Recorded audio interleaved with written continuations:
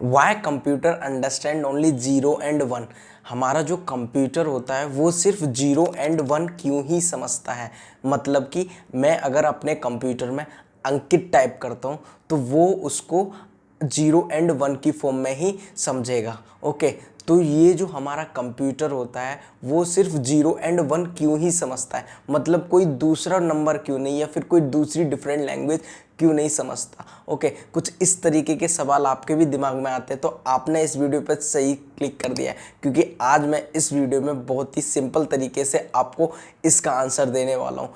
Okay, तो बस आपसे एक रिक्वेस्ट है कि अगर आपने अभी तक इस चैनल को सब्सक्राइब नहीं किया है तो चैनल को जरूर से सब्सक्राइब कर लेना। ओके,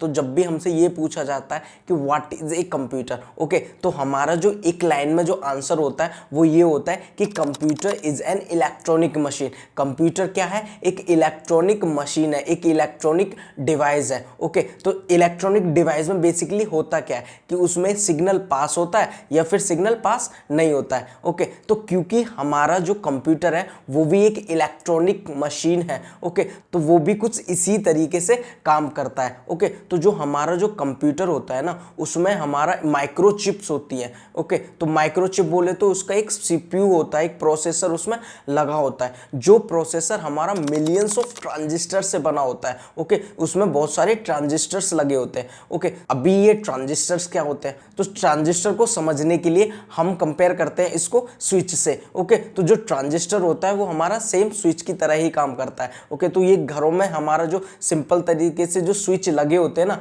ओके, तो जैसे ही हम अपने स्विच को ऑन करते हैं तो हमारा बल्ब जल जाता है। ओके, और जैसे ही हम इसको ऑफ करते हैं तो जो हमारा बल्ब है वो बंद हो जाता है। ओके, तो ये हमारा स्विच ऑन करने पे बल्ब हमारा जल कैसे जाता है, क्योंकि इसका एक सर्किट कंप्लीट हो जाता है, इसमें जो करंट फ्लो होना था वो पास हो जाता है। जब हमारा करंट पास हो जाता है तो हमारा जो बल्ब है वो जल जाता है। ओके, तो सेम हमारा जो ट्रांजिस्टर होता है वो भी स्विच की तरह ही काम करता है। ओके, तो जैसे ही हमारे ट्रांजिस्टर में करंट पास होता है तो वहां वो 1 समझता है। ओके, और जब करंट पास नहीं होता है तो इसका मतलब है कि वहां पर 0 वो समझ रहा है। ओके, जब हमारा वो 1 समझ रहा है मतलब कि कंडीशन ट्रू है, मतलब कि उसमें से करंट पास हो रहा है। ओके, ट्रांजिस्टर्स में से हमारा करंट पास हो रहा है। ओके, तो सेम अगर उसमें से करंट पास नहीं हो रहा है तो मतलब कंडीशन फॉल्स है और वहां वो 0 से उसको शो करता है। ओके, तो जो भी हम उसमें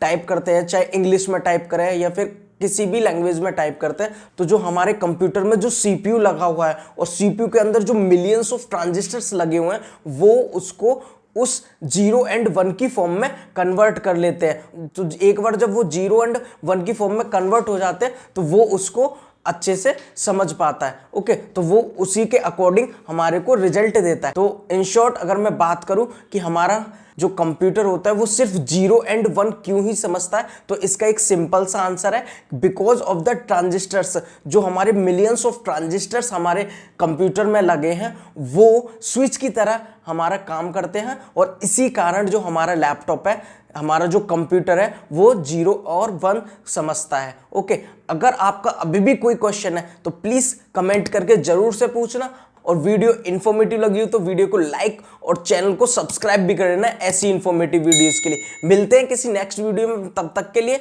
बाय।